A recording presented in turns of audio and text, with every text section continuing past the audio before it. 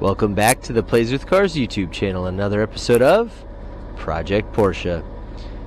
Last episode we were with the C Street Boxster and we took it on a drive and we were talking about seat time, and much earlier we talked about doing some testing back in the first and second episodes with sway bars.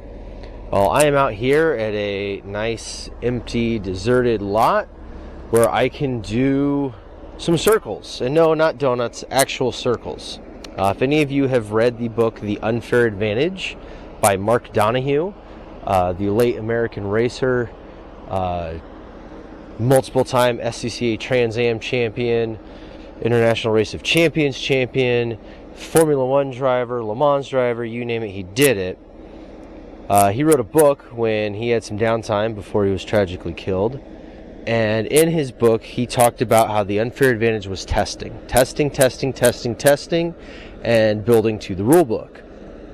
One of the testing things that Donahue, and by extension Roger Penske, his team owner, was, they basically pioneered the use of skidpad. Skidpad is going in a circle but maintaining grip. And the fastest you can get around that circle is basically your highest peak grip. It also tells you whether the car is neutral or understeers, which is where when you're going around the, oh look, there's a circle. If you're going around the circle and the car just wants to go straight out of the circle with the wheels turned, that's understeer. And the back end wants to come around and point the nose into the circle, that's oversteer or drifting.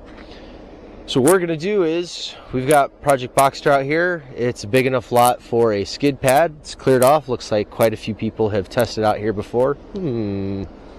Does look sort of familiar to our banner. Anyways, we're going to do a little skid pad testing and see if the Boxster naturally understeers or oversteers. So let's get to it.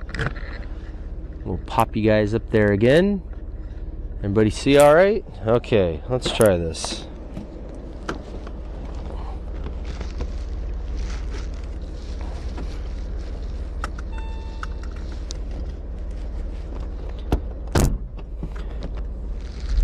Now again, we're not screwing around, we're not trying to drift. What we're trying to do is see the peak G-forces the car can do in this skid pad, and also whether the front end washes out or the back end washes out. So this is the nice clear part here, and we're just going to build up speed holding to the same diameter.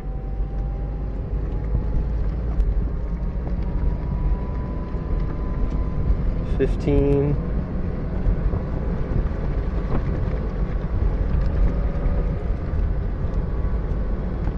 All right, we're doing about 17 miles an hour, and this is about as much as it's got right now with these tires on this surface and this air pressure.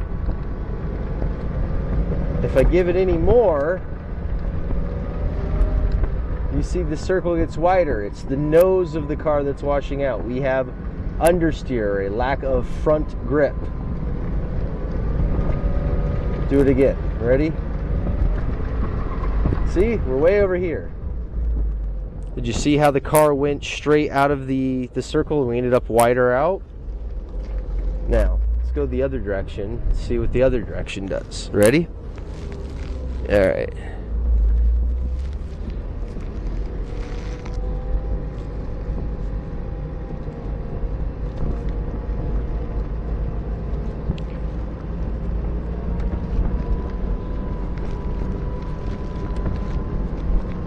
So this way we're getting a higher mile an hour, probably because I'm on the outside of the car and that extra 200 pounds is pushing down on the tires a little more. It's got a little bit more grip turning to the right.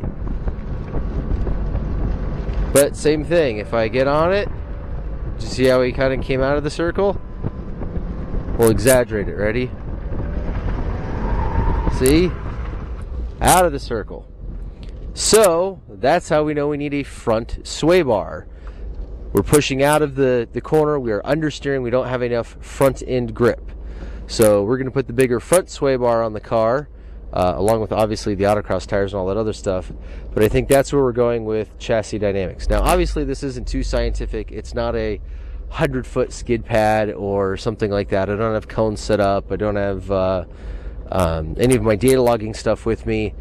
This is just kind of a quick and dirty to get a baseline feel and to kind of just show you guys. So that's doing some skid pad testing, kind of really super condensed down. Hopefully that kind of gives you guys a better idea.